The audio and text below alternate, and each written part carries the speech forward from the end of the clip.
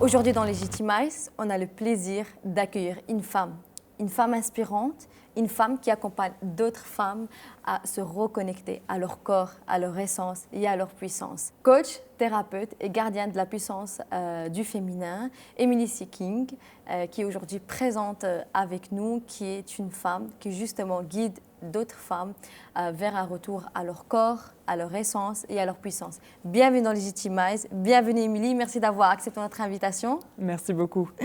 Emily, donc sans trop tarder, donc aujourd'hui, et surtout j'aimerais qu'on commence, donc aujourd'hui tu es coach, thérapeute, mais je veux qu'on parle d'abord de toi, vraiment de toi, qui était la femme que tu étais avant tout ça, et à ce qui t'a mené aujourd'hui à faire le travail que tu fais.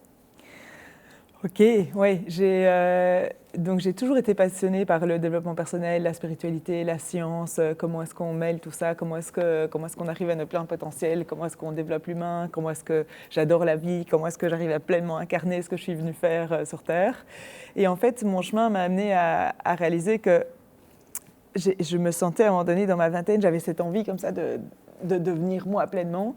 Et je me sentais pourtant très conditionnée dans ce que j'appelle la good girl, donc la petite fille parfaite, où quelque part je me disais mais je sens en moi une grande puissance, je sens en moi une femme qui a beaucoup à donner au monde, beaucoup à faire, beaucoup d'énergie, beaucoup de conviction. Et pourtant, dans ma vie quotidienne, je me sens souvent encore dans la good girl, dans le conditionnement d'être gentil, d'être sympa, de sourire, de rigoler alors qu'il n'y a rien de drôle, de dire oui alors que je pense non. Je ne sais pas si tu connais. Ouais. Mais à un moment, je me suis dit, waouh, je me sens enfermée dans ce conditionnement, je me vois faire ça et je n'ai pas envie de le faire, mais c'est tellement automatique. Et donc, je suis allée sur un chemin de comprendre que c'était quoi ça et comprendre comment me déconditionner pour incarner davantage de cette puissance que je ressentais en moi, pour l'incarner vraiment dans le quotidien et l'amener au monde. Et en fait, c'est à quel moment que tu as eu justement ce petit moment déclencheur qui a fait en sorte que tu changes la trajectoire de ta vie, quoi? Ça n'a pas été un moment, ça a été mon plusieurs chemin, moments en fait. Beaucoup de moments, un grand cheminement, mais je pense que j'ai toujours eu au fond de moi, j'ai toujours eu l'envie d'incarner mon plein potentiel, donc ça a toujours été là. J'ai toujours été passionnée par l'humain, le développement personnel. Et puis après, ça a été des étapes, des étapes de vie. J'ai d'abord étudié le droit, travaillé dans les relations internationales, puis plus tard, j'ai fait des documentaires. Donc, j'ai fait pas mal de trucs avant de vraiment devenir thérapeute. Mais dans tout ce cheminement-là, j'ai eu une phase plus de burn-out quand même. J'ai eu un trouble alimentaire, la boulimie pendant 17 ans. Donc ça aussi, ça m'a fort... ça a été un grand chemin de comprendre vraiment ce que c'était et comment vraiment guérir. Donc, je dirais qu'il y a eu beaucoup d'étapes, beaucoup de moments, beaucoup de transformations. Mais aujourd'hui, tu es toute une nouvelle personne. Est-ce que tu trouves parce que tu as quand même pas mal d'expériences avant de devenir thérapeute et surtout différentes expériences dans différents milieux, est-ce que tu trouves que tu as dû faire un deuil avec l'ancienne version de toi-même pour être la version que tu es aujourd'hui ou la version que tu incarnes aujourd'hui avec ta puissance? Je dirais pas vraiment un deuil dans ce sens-là, non, parce que au contraire, c'est vraiment, j'ai toujours senti au fond de moi cette version plus puissante et j'ai toujours voulu incarner plus de ça. Donc plus j'avance et plus j'incarne ça, plus je me sens plus proche de moi en fait. Et c'est un chemin qui reste, sur lequel je suis toujours et qui continue. Ouais, j'ai dû faire le deuil de certaines choses, mais je dirais pas de cette manière-là. Pas de toi-même. Non. Enfin, je pense que j'ai eu 1000 vies et que je continue à évoluer. Il y a eu 1000 versions d'Emily et il y en aura encore 1000 bien plus. Donc oui, il y a des choses à lâcher, mais moi, ma passion, c'est vraiment comment est-ce que je peux être plus proche de moi. Donc je suis plutôt heureuse de qui je deviens plutôt que l'inverse. Ouais. Est-ce qu'il y a un moment donné dans ta vie où tu t'es sentie vraiment illégitime? Ça peut être dans le milieu du travail, ça peut être quand tu as commencé dans ce milieu d'être coach, parce qu'on a trop souvent, on voit qu'être coach, c'est plutôt dans un milieu masculin, c'est plutôt le côté masculin qu'on l'appelle, oui, coach, mentor, des choses comme ça. Est-ce qu'à un moment donné, quand tu t'es lancée dans ça, tu t'es sentie, à un moment donné dans ta vie, illégitime? Donc moi, en tant que thérapeute, je suis vraiment spécialisée avec les femmes. Je travaille 80% avec les femmes. J'ai 20% avec les hommes en individuel et avec des équipes. Donc je travaille aussi avec les hommes et j'adore. Mais 80%, c'est vraiment spécialisé les femmes. Et donc, voilà, parce qu'il y a plein de choses que j'ai appris au cours de mon chemin sur ce que c'est d'être dans un corps de femme, une biologie de femme, une psychologie de femme, qui ne nous sont pas enseignées, transmises, et en fait qui changent tout quand on les comprend et qu'on peut les utiliser pour être bien dans notre peau en tant que femme. Donc, je sens que c'est l'époque, en fait. Je sens que c'est le moment pour les femmes aussi de rentrer là-dedans, de toucher à ça. Donc, je dirais que dans le milieu du coaching, je me sens... Il y a une place vraiment pour ce travail avec les femmes et je sens que c'est juste. Et après, est-ce que moi-même, parfois, j'ai ce qu'on appelle le syndrome de l'imposteur, donc cette sensation d'être illégitime parce qu'on se dit « je ne suis pas assez bien pour… Oui, je connais ça très bien et ça fait partie de ce que j'aide les femmes à traverser parce que c'est tellement courant chez les femmes de ne pas se sentir assez adéquate en fait, alors qu'en général, les études montrent qu'une femme va déjà être trop compétente et elle va se sentir pas assez compétente et un homme va pas être pas assez compétent mais se sentir surcompétent. Et ça, c'est un truc hormonal. La testostérone, elle fait qu'on a cette espèce de confiance brute qu'en tant que femme, on a un peu moins. Donc, on doit jouer sur autre chose. On doit aller chercher notre confiance ailleurs. Donc oui, je connais ça et ça m'arrive encore parfois de ressentir ça. Et du coup, à chaque fois, c'est une invitation pour moi à observer où est-ce que j'ai encore des attentes d'être cette petite fille parfaite et de revenir à, en fait, non, j'ai tout ce qu'il faut. Et en fait, I'm more than enough, je ne serai jamais parfaite. Le but, c'est pas en fait d'être parfaite parce qu'alors on commence jamais. I'm more than enough to do what I'm doing. Right. Et justement, tu as aussi parlé, tu parles souvent de cycle féminin comme un outil vraiment de connaissance de soi en tant que femme. Pardon, en tant que femme. Mais il y en a beaucoup de femmes encore aujourd'hui où leur corps, c'est un terrain de lutte. Comment on peut justement transformer notre corps d'un terrain de lutte à justement un terrain d'écoute, où on écoute plus notre corps? Oui, je pense que c'est un sujet très, très profond, très puissant et très touchant parce que je pense que oui, c'est un terrain de lutte pour beaucoup de femmes, le corps. Ça l'a été pour moi pendant longtemps. 17 ans de boulimie, c'était une sacrée lutte et un malaise énorme avec le corps. Et puis toutes ces injonctions de il faut être mince ou il faut être comme ceci ou comme cela, j'en sais rien, qui font qu'en fait, il y a ce rapport alors qu'en fait, je dirais que… Et je vais venir au cycle menstruel, mais déjà, il y a vraiment tout un travail à faire au niveau de l'image. Et en fait, au lieu d'instrumentaliser notre corps, de revenir… Je travaille beaucoup avec le ressenti, à revenir dans le corps. Je travaille aussi avec la sensualité, la sexualité. Mais comment est-ce qu'on revient à ressentir notre corps de l'intérieur et comprendre qu'en fait, ça peut être agréable de vivre dans notre corps. Mais comment est-ce qu'on fait pour ne pas vivre juste dans la tête et vraiment trouver ce « Ah, mais en fait… » c'est bon, quoi, c'est vraiment agréable et j'aime mon corps. Et du coup, on commence à être en lien avec et à communiquer avec. Et une des façons très puissantes, en effet, pour développer ce lien avec le corps, c'est le cycle menstruel, qui pour beaucoup de femmes est une plaie et quelque chose de juste chiant à gérer et désagréable. Parce qu'on ne nous transmet pas, il y a beaucoup de choses qu'on ne nous transmet pas, dont notamment le fait que… On n'éduque pas par rapport à ça, en fait. Comment ? On n'éduque pas du tout par rapport à ça, Il n'y a pas d'éducation aujourd'hui là-dessus. Or, en fait, c'est hyper intéressant. Donc, en fait, le cycle menstruel, tous les mois, on a 4 phases. Il n'y a pas juste le moment où on saigne. En fait, c'est une des 4. Il y en a 3 autres. Et biologiquement, right? Donc, si vous vous souvenez des cours de biologie, ça reviendra peut-être un peu, mais il y a 4 phases. La phase folliculaire, ovulatoire, où on ovule, lutéale, prémenstruelle et la phase menstruelle. Et en fait, ce n'est pas juste physique, c'est aussi des phases psychologiques, parce que c'est des hormones différentes, et donc psychologiquement, on n'est pas du tout dans le même état. Et il faut savoir que les hommes ont aussi un cycle hormonal qui les influence, mais qui dure 24 heures. Donc, ils ont un cycle toutes les 24 heures, ils ont un rythme. Et du coup, eux, ça les arrange bien, notre culture 9 to 5, tous les jours, machin, le même truc, parce que tous les jours, ils ont un nouveau rythme qui est le même. Nous, on a un cycle, mais c'est un peu plus ou moins toutes les semaines. Donc, une semaine, je vais être en mode méga motivée, je bosse, je suis à fond, j'ai méga full confiance.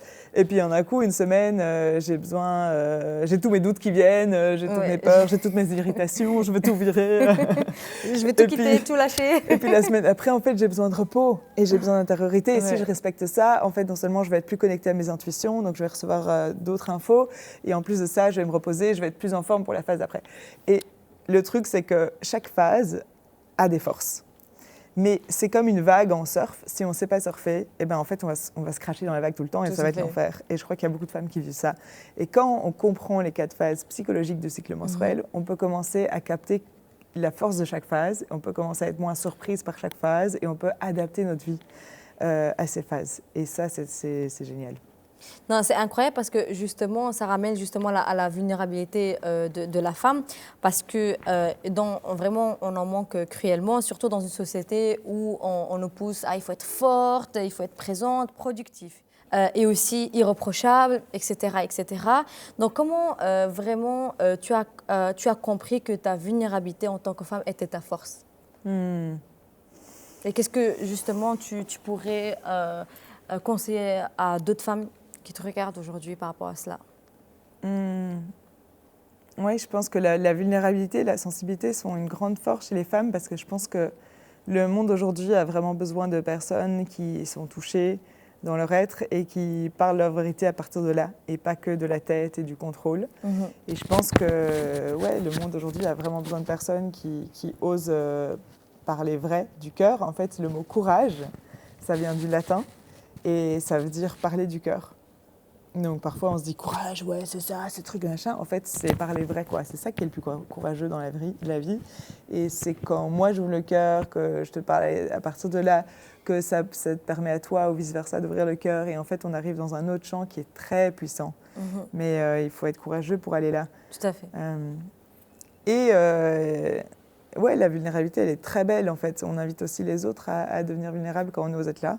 Et en même temps, je travaille beaucoup aussi avec les femmes de trouver cet équilibre entre être vulnérable mais être dans notre puissance. Oui, tout à fait. Et justement, pourquoi... oui, surtout le « et ». Et pourquoi c'est si difficile pour une femme de se dire je ne vais pas bien?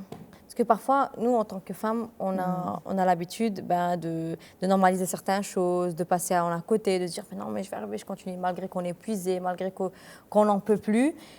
Et malgré qu'on ne se sent pas bien, mais on continue à faire semblant de dire non, mais tout va bien, on rigole, on s'éclate, alors qu'au fin fond de nous, on ne va pas du tout bien. Du coup, vraiment, comment, non pas du tout le plus comment, mais pourquoi c'est si difficile de oser dire en vérité, je ne vais pas bien, ok, j'ai besoin d'arrêter, je lâche tout. Ou bien j'ai besoin juste, quand je dis lâche tout, c'est-à-dire je me reposer, c'est le moment que je me repose, etc. Ouais, très bonne question. Je pense qu'il y a plusieurs raisons, mais la première, c'est la capacité à recevoir. Parce que beaucoup de femmes, on est très conditionnées à donner. Et en fait, c'est vulnérable, en fait, d'apprendre à recevoir et d'apprendre à dire, c'est OK, en fait, j'ai le droit de recevoir. J'ai le droit de...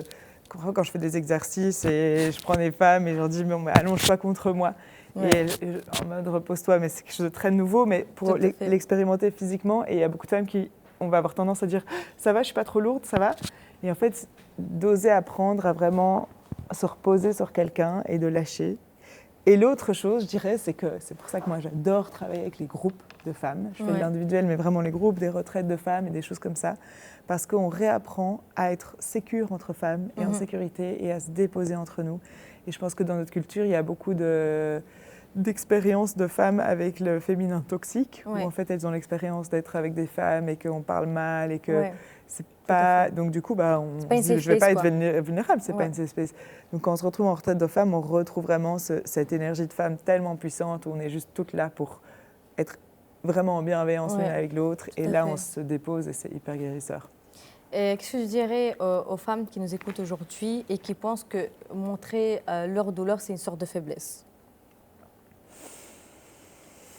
Qu'est-ce que je dirais?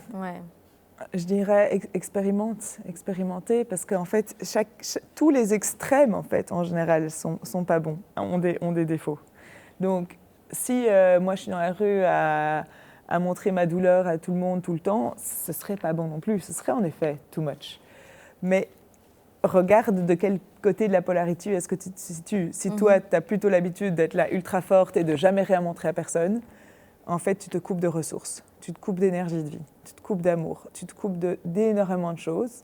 Et donc là, j'ai envie de dire, expérimente avec l'ouverture de cette porte et laisse entrer de l'amour, laisse entrer du soutien, parce que c'est humain, on en a tellement besoin.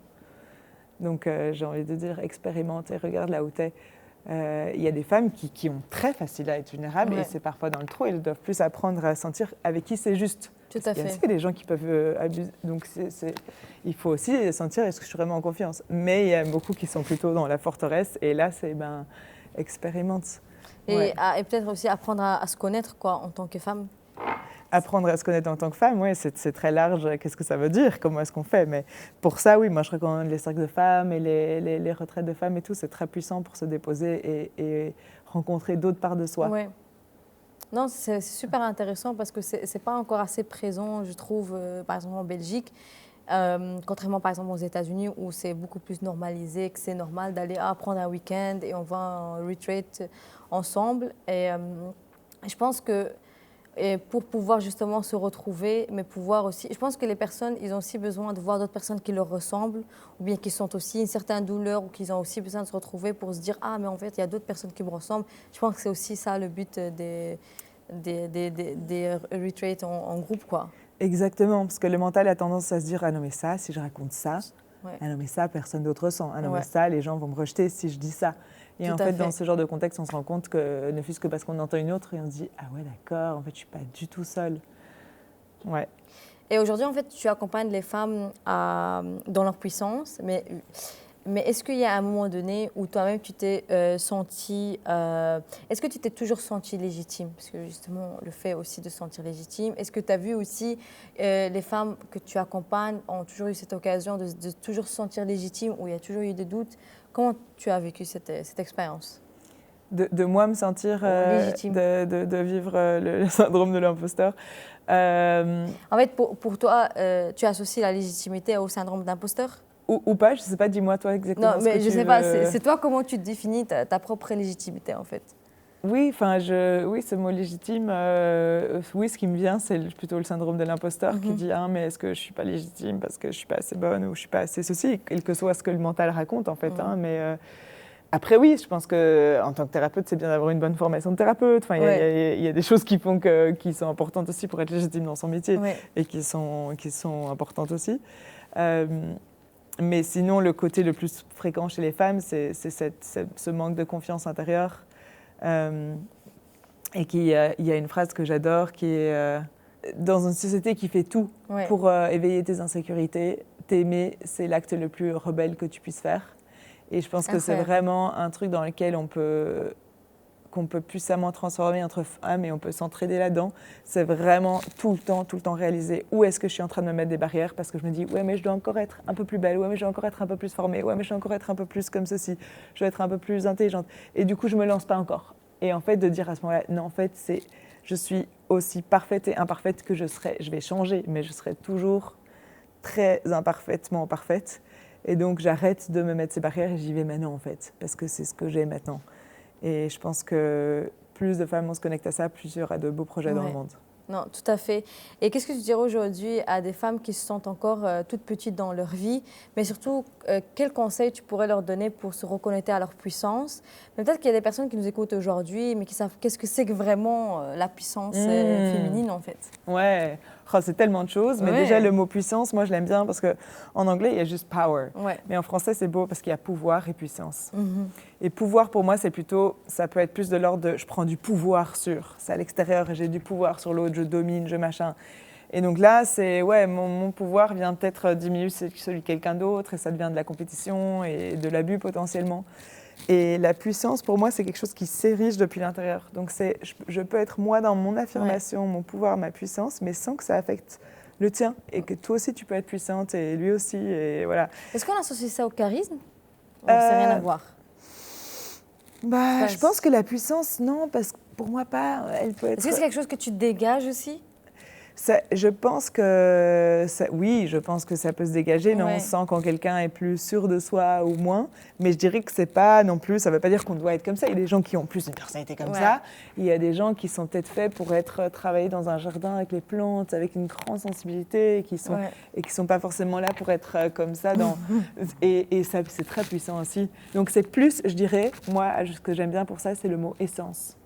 C'est quelle est mon essence? Et ouais, ça, j'ai envie de dire aux personnes qui écoutent, revenez à quelle est votre essence, parce qu'il y a une énergie en vous, quelque chose que vous dégagez depuis toujours, que les gens envoient en vous et qui est votre force, votre médecine spécifique. Et c'est quelque chose qui a toujours été là et qui sera toujours là. Et on a tendance à l'oublier ou à pas la voir. Et en fait, ou alors on a tendance à se dire « Ah non, je dois être comme cette personne. Regarde, elle est comme ça, je dois aussi être plus comme ça. Mais en fait, moi, je suis pas comme ça, je suis introvertie. » Ben, en fait, c'est pas grave. Si tu es introvertie, tu as peut-être une autre médecine. Tu n'as peut-être pas besoin de... Donc, c'est vraiment... Ouais, la puissance d'être connecté à notre propre essence et de réaliser que c'est assez et qu'on peut créer à partir de là. C'est vraiment incroyable. Et justement, parce que là, excuse-moi, tu transmets une certaine puissance. Et avec cette puissance-là, eh ben, tu deviens un rôle modèle, que tu le veux ou non, pour beaucoup de personnes. Mais est-ce que tu penses, mais surtout, est-ce qu'un modèle peut douter? Est-ce qu'un modèle peut tomber? Parce que parfois, quand on voit un rôle modèle, on a besoin qu'il soit toujours là et tout. Est-ce que ce modèle-là peut douter et peut tomber? J'adore cette question. Oui. En tout cas, moi, c'est ma réponse. Oui, mais moi, un rôle modèle, il reste un être humain aussi. Déjà, ça. Je pense que le doute, la peur, le doute font partie de l'aventure humaine. Et je pense que même quand on évolue, on va à des paliers suivants, il y a des nouveaux challenges qui font revenir le doute. Donc, je pense qu'on est tous humainement très humains. Et je pense que, donc je pense que le doute persiste d'une manière ou d'une autre, même si on grandit, etc. Et est-ce qu'un rôle modèle peut tomber? Oui. Et je pense que c'est même très important de s'en rendre compte en tant que rôle modèle, mais surtout en tant que personne quand on a des rôles modèles. Parce qu'on peut faire l'erreur d'avoir une image idéalisée des personnes qui nous inspirent. Et c'est génial d'avoir des personnes qui nous inspirent. Mais avoir une image idéale de cette personne, c'est pas bon pour deux raisons. La première, c'est que du coup, je me mets la barre super haut. Parce que si je me dis que cette personne a l'air d'être si parfaite, machin, ça veut dire que je commence à me mettre la barre, que je dois être comme ça. Donc ça devient encore plus dur de m'accepter parce qu'en fait, je ne serai jamais là, vu que personne n'est jamais là. Donc c'est se mettre une barre qui n'existe pas. Et la deuxième chose, c'est qu'après, ma personne que j'idéalise, là, qui m'inspire, elle peut tomber de son piédestal parce qu'elle est humaine et elle a ses défauts, elle a ses ombres, elle fait ses erreurs. Et en fait, du coup, c'est important, ça peut vachement nous déstabiliser en fait, quand on a cette attente d'avoir quelqu'un, qu'on se dit waouh, elle est parfaite, et de réaliser qu'en fait, et c'est beaucoup plus sain et même, je dirais, apaisant pour tout le monde de se dire cette personne, elle m'inspire pour ça et ça, et je sais qu'elle a aussi ses imperfections et ses ombres, et merci à la personne, merci à soi, on arrête de se mettre la barre trop haut. Et justement, ça rend même l'approche beaucoup plus humaine parce que ça montre que même un rôle modèle, il peut avoir des up and down, comme tout le monde, comme toi qui es en train de le voir comme un rôle modèle, quoi. Exactement. Malheureusement, on arrive vers la fin du podcast. Moi, c'était trop chouette. Moi, j'ai l'impression que je suis dans une thérapie. J'adore. Trop bien. Si ça inspire. Oui, non, franchement, j'adore. Émilie, si tu pouvais t'adresser à la petite fille que tu étais, qu'est-ce que tu lui dirais aujourd'hui? Aïe, aïe. Ah, je lui dirais vis et deviens, et fais-toi confiance plus vite, va plus vite dans l'aventure. Moi, je suis restée longtemps dans savoir au fond qu'est-ce qui était moi, mais vouloir conformer, plaire quand même à la société, aux attentes de la société autour de moi. Et du coup, je suis restée quand même de nombreuses années pas exactement dans les endroits les plus nourrissants pour moi. Et donc, la petite Émilie, j'aurais envie de lui dire explore plus vite et lâche les attentes et lâche les attentes aussi parce que de devenir et de pression de faire, parce qu'en fait quand on suit ce qui nous met en joie et quand on suit nos inspirations, quand on ose les suivre, le reste se met en place. Non, c'est tout à fait. Et un dernier message d'empowerment à toutes ces femmes, ces jeunes filles qui te regardent aujourd'hui et qui t'écoutent.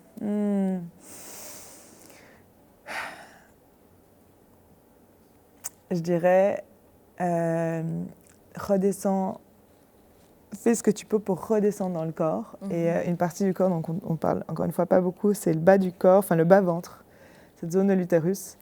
Et on est très conditionné à ne pas être en contact avec ça, mais à être dans le cœur et la tête, et donc vraiment toute l'énergie au-dessus. Et quand on apprend à redescendre là, on peut contacter une confiance et une paisibilité très profonde. Et on a tout accès à ça, et c'est très puissant. Et donc la confiance en soi, elle peut être très puissante en tant que femme, mais on a besoin de réapprendre à la contacter. Donc explorer ce retour au bas-ventre. Et il y a beaucoup d'émotions là aussi, donc c'est pas toujours facile. Oui, tout à fait, c'est vrai. Mais c'est possible de trouver une forme de... Ouais. Moi, j'avais même lu que ça... il y a même des traumas qui restent, enfin même des traumas transgénérationnels qui n'ont rien à voir forcément avec le viol ou autre, mais qui restent vraiment aussi bloqués là, à différents endroits du corps, mais aussi principalement vers ce côté-là. J'avais lu quelque chose qui est dans ce style-là, c'est vrai? C'est ça. Moi, je travaille aussi beaucoup avec le transgénérationnel. Et donc, effectivement, c'est ça qui est parfois rend difficile le chemin au début, c'est qu'on rencontre plein de choses très inconfortables parce qu'en fait, il y a des traumas et c'est ça qui fait que nos systèmes vivent dans la tête aussi. Donc, c'est parfois un peu un chemin sur lequel c'est chouette de se faire accompagner. Et il y a aussi beaucoup de puissance là. Et d'énergie de vie et de force créative. Et en fait, les femmes ont une si belle force créative. Donc, crois en tes projets, crois en tes rêves et vas-y pas à pas. Parce que l'important, c'est que ça te nourrisse et de là, il y a d'autres fleurs qui vont pousser. Non, tout à fait. Par contre, Émilie, tu ne peux pas nous laisser en mode comme ça parce que quand tu as une personne de se retrouver ici, genre, par quoi elle doit... Parce que, et on va se dire, mais par quoi je... Comment je fais? Oui, comment je fais? Je commence par quoi? Venez parce que même moi, ça m'intéresse. Il faut que je fasse un atelier en ligne. Je peux faire un atelier sur le sujet. Allez, je ferai un atelier gratuit. Franchement, ce serait super intéressant parce que même moi, je sais, OK, genre, moi aussi, je veux savoir. Mais oui. Et c'est vrai que j'ai un super exercice que j'adore parce que c'est ça qui est beau, c'est que j'ai un exercice que je fais avec les femmes quand je les introduis à ça. La première fois qu'elles font cet exercice, ça marche toujours. Donc, même s'il y a des traumas, même si on ne l'a jamais fait, même si on est déconnecté du corps, il y a une pratique qui fait que c'est vraiment là. Mais c'est vrai qu'au début, quand on ne l'a encore jamais fait, on se demande, mais comment? Concrètement quoi? Oui, tout à fait. Et oui, qu'est-ce que je pourrais les dire là en très vite, mais en très bref, je dirais... Ok, on va terminer avec un exercice de 2 minutes et on va voir si ça marche. Donc, toutes celles qui écoutent, vous pouvez essayer de participer. Et du coup, voilà. Donc, moi, j'invite effectivement à mettre les mains sur le bas-ventre parce que ça peut aider à se connecter à ça. Et essayer déjà de relâcher le bas-ventre, ce qui peut être difficile déjà parce qu'on peut avoir cette tendance à essayer de le rentrer potentiellement. Mais donc, il y a tellement justement de puissance là. Et éventuellement de fermer les yeux. Inviter une détente.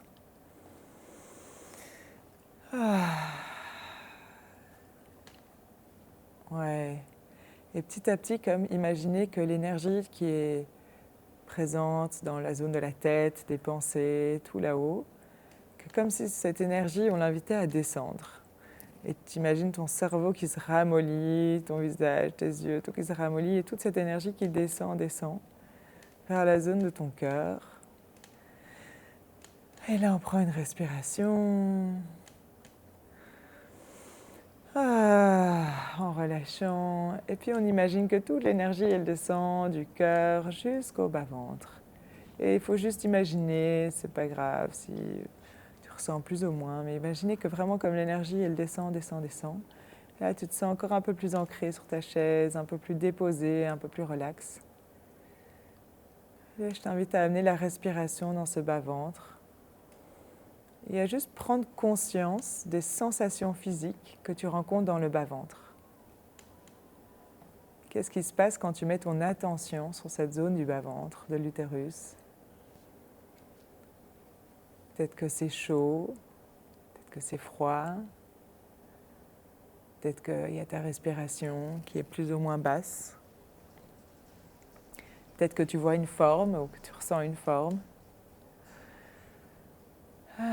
Peut-être que tu as des sensations, des picotements, peut-être que là tu as l'impression que c'est un volcan, peut-être que c'est plutôt comme un lac profond.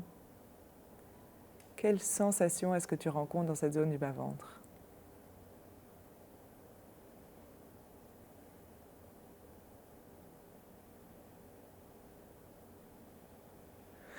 Et prends une respiration.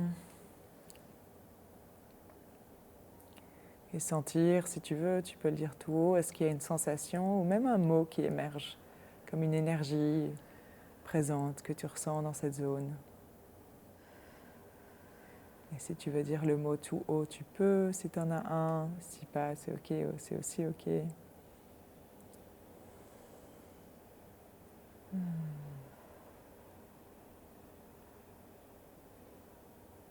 Bienvenue à tous les ressentis potentiels. Et quand tu es prête à ton rythme, tu peux dire merci à cette zone du bas-ventre pour cette première rencontre. Merci.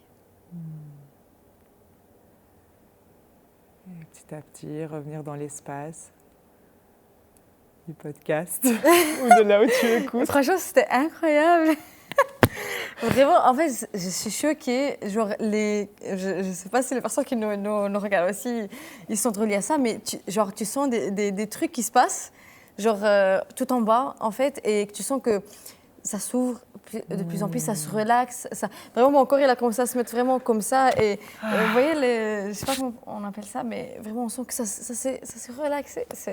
C'est incroyable. Merci, Émilie. Vraiment, merci beaucoup, Émilie. C'était incroyable. Avec vraiment, joie. Je sais qu'il y a beaucoup de choses. Vraiment, n'hésitez pas. De toute façon, il y aura tous les coordonnées d'Émilie sous la vidéo et aussi sur Spotify. Donc, vraiment, n'hésitez pas à la contacter. Si vous avez besoin de plus d'accompagnement approfondi, c'est incroyable. Vraiment incroyable. De toute façon, depuis qu'on t'avait invité pour notre atelier sur le cycle féminin, je t'avais kiffé. Je dis, Amélie, vraiment, on a besoin d'elle pour les conseils, pour justement se retrouver en tant que femme avec soi-même et qu'aussi d'autres jeunes filles qui puissent aussi se dire, prendre conscience beaucoup plus tôt de leur corps, quoi. Merci beaucoup, Émilie. Merci mille fois à toi. Oui, j'ai envie de te merci dire merci pour l'invitation et surtout merci aussi d'avoir plongé dans l'exercice. C'est oui, courageux vraiment, en podcast non, live. Vraiment, ça fait du bien et donc tant que ça peut apporter... Moi, je pars du principe... Moi, je suis arrivée dans un mindset où je pars du principe tant que ça peut m'apporter, je teste. Génial. Vraiment, c'est vraiment... avant, je ne lâchais pas prise,